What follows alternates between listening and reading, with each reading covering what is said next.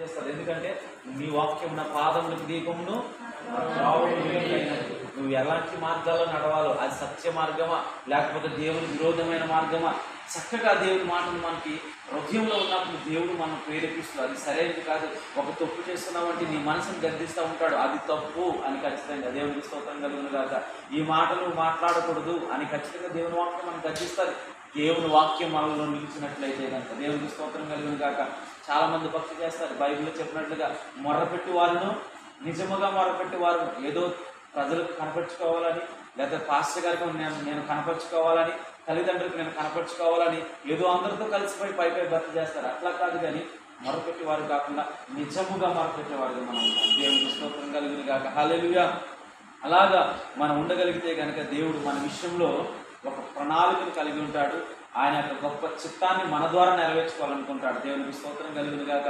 ఎందుకంటే యవనస్తులు ఆయనకి ఎంతో ఇష్టలు. దేవునికి మహిమ కలుగును. అందుకనే ప్రభు అంటాడు విలాప వాక్యాల్లో 3:27 యవన కాలం ముందు దేవుని కాడి మోయిట నరునికి మేలు. దేవునికి స్తోత్రం కలుగును గాక. మన ద్వారా ఆయన యొక్క కాడి మన భుజాల మీద పెట్టడానికి ఆయన ఇష్టపడుతున్నాడు. దేవునికి స్తోత్రం కలుగును గాక. అందుకనే అపవాది సాతాను యవనస్తులను భయంకరంగా ఏం చేస్తున్నాడు, పాడు చేస్తున్నాడు. భయంకరంగా మనం చూస్తే డ్రగ్స్, మన సిటీల్లో భయంకర ప్రాంతాలలో డ్రగ్స్ ద్వారా ఎంతోమంది మత్తు పానీయాలకు బానిస అయిపోయి ఆ రకరకాలుగా భయంకరమైన పరిస్థితుల్లో వారు జీవిస్తున్నారని దేవునికి స్తోత్రం కలుగును గాక. కానీ దేవుని మహాకృపను బట్టి అటువంటి స్థితిలో మనం లేకుండా దేవుడు మనం చక్కగా ఉంచుతున్నాడు. కనుక మనం ఎలా ఉండాలి, ఇతరులకు మాదిరిగా ఉండాలి. క్రీస్తుని పోలి ఆయన ధరించుకోవాలి. ఆయన ఎప్పుడు ఎలా ధరించుకుంటాం, మనం ప్రార్థన చేసుకుంటూ ఉంటూ వాక్యాన్ని మనం ప్రతిరోజు ధ్యానించుకుంటే ఆయన మనలోకి ఉంటాడు. దేవునికి స్తోత్రం కలుగును గాక. మన ప్రవక్తన ఇతరులకు ఎలా ఉండాలి, మాదిరికరంగా ఉండాలి. దేవునికి స్తోత్రం. మనం చూడగానే వీళ్ళు ప్రభువుని తెలుసుకున్నారు, వీళ్ళు బైబిల్ని చదువుతున్నారు కనుక, బైబిల్ని వెంబడిస్తున్నారు కనుక వీళ్ళు ప్రత్యేకంగా ఉన్నవారని ఇతరులు మన గురించి సాక్ష్యాన్ని పొందాలి, చెప్పాలి. దేవునికి స్తోత్రం కలిగింది కాక. హల్లెలూయా. మరి ఎంతమంది మనం అలా జీవిస్తున్నామో తెలియదు, కానీ ఒకవేళ అటువంటి పరిస్థితుల్లో మనం లేకపోతే కనుక, సమయం లేదు కనుక నేను ముగిస్తున్నాను. మనం ఏం చేయాలంటే మనం క్రీస్తు బాటలో నడిచేవారుగా మనం ఉండాలి. దేవునికి స్తోత్రం కలిగింది కాక. ఎలా ఉండాలండి, క్రీస్తు బాటలో 2 తిమోతి రాసిన పత్రిక 2:22 ఒక మాట రాయబడి ఉంటుంది, యవనులారా మీ యవనేచ్ఛల నుండి మీరు దూరంగా వెళ్ళిపోండి. అంటే యవనేచ్ఛల నుండి మనం ఏదో భయంకరమైన పాపం చేస్తున్నామని కాదు, కానీ మన ఆలోచన ఎలా ఉంటున్నాయి, మన అపవాదిని చోటిస్తున్నామా, పాపకు సంబంధమైన ఆలోచనలు మనలో పుడుతున్నాయా, మనం మాట్లాడకూడని మాటలు మన నోట్లోంచి తల్లిదండ్రులు దూచిస్తున్నామా, మన స్నేహితులతో అబద్ధాలు మాట్లాడుతున్నామా, స్నేహితులతో పనికిరాని ఆ మాటలు పోకిరి మాటలు మనం మాట్లాడుతున్నామా. అందుకని ప్రభు అంటున్నాడు ఆ యవనేచ్ఛల నుండి మనం ఏమైపోయి దూరం వెళ్ళిపోవాలి. అపవాదని సాతాను ఆ యవనేచ్ఛల చేత శరీరాశ అనబడిన నేత్రాశ, జీవపు డంబము, ఈ 3 ఆయుధాల ద్వారా ఏం చేస్తూ ఉంటాడు, మనం ఈ లోకంలోకి లాగుతూ ఉంటాడు. దేవునికి స్తోత్రం కలుగును గాక. హల్లెలూయా. మన కను దృష్టికి ఆకర్షణ కలిగిస్తూ అనేక రకాలుగా మనం ప్రయత్నం చేస్తూ ఉంటాడు. కనుక యవనస్తులుగా ఉన్న మనం ఏం చేయాలి, క్రీస్తు కొరకు నిలబడేవారుగా, ఆయన కాడి మనం భుజం మీద పెట్టడానికి ఆయన ఇష్టపడుతున్నాడు కనుక మనం మోసేవారిగా మనం సిద్ధపడాలి. దేవునికి స్తోత్రం కలుగును గాక. హల్లెలూయా. అలాగే మనం ఉంటే కనుక దేవుని యొక్క బలమైన ఆశీర్వాదం మన మీద ఉంటుందని దేవుని వాక్యం మనం సెలవిస్తుంది. దేవునికి మహిమ. ఈ సమయంలో మనం ఒక్కసారి నిలబడినట్లయితే మనం చిన్న ప్రార్థన చేసుకుని ఈ యొక్క పూజాన్ని మనం ముగించుకున్నాం. దేవుని మాటలు మనకు సెలవిస్తున్నాయి.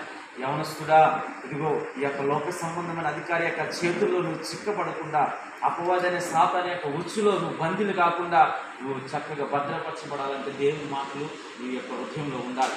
దేవుని యొక్క ఆ యొక్క క్రియలు నువ్వు ఇతరులకు చూపించాలి. ఆయన మనకి ఇచ్చిన కట్టడలు, ఆయన మనకు అనుగ్రహించిన శాసనాలు, ఆయన మనకు అనుగ్రహించిన ఆ ప్రతి ఆ మాటలన్నీ కూడా ఎల్లప్పుడూ మన యొక్క హృదయం అనబడిన ఆ యొక్క పలకల మీద రాసుకోమని దేవుని వాక్యం మనకు సెలవిస్తుంది. దేవునిపిస్తుంది. ఎంతోమంది లోకంలో యవనస్తులు ఉన్నారు, కానీ వారు ఎలా ఉన్నారో నీకు అనవసరం. వారి వరకు ప్రార్థించవలసిన బాధ్యత నీకు. నువ్వు రక్షించబడ్డావు, అలాగే నీకులాగానే నీ స్నేహితులు అందరూ కూడా రక్షించబడాలి. ఎందుకంటే నువ్వు కాలేజీకి వెళ్ళవచ్చు, లేకపోతే స్కూల్కి వెళ్ళవచ్చు.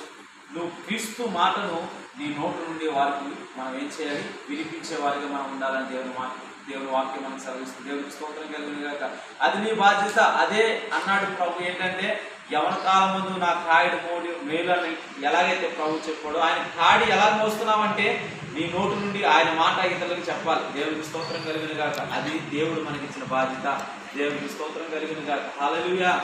సమయంలో ప్రార్థన చేసుకుని నాకు మాటలను ముగిస్తాను. పరిశుద్ధులైన దేవానికి వందనాలు చెల్లిస్తున్నాను. అవునయ్యా, కొద్దిమందిగా నీ వాక్యం సెలవిస్తుంది, ఎక్కడైతే 2-3 నా నామం పేరట కూడి ప్రార్థిస్తారో, నా సన్నిధిలో ఉంటారో, వారితో నేను ఉంటాను, వారి మధ్య ఉంటానని నీ వాక్యం సెలవించింది కనుక దేవా, చిన్నమందా భయపడకని నీ లేఖనం సెలవించినట్లుగా ఈ సమయంలో సహోదరి శశికళ గారు అలాగే మేరీ రత్నం గారు ఏర్పాటు చేసిన ఈ యొక్క యవనస్తుల సదస్సు బట్టి నేను ప్రార్థన చేస్తున్నానయ్యా. దేవా, ఈ స్థలానికి కూడి వచ్చిన బిడల బట్టి నీకు మహిమ.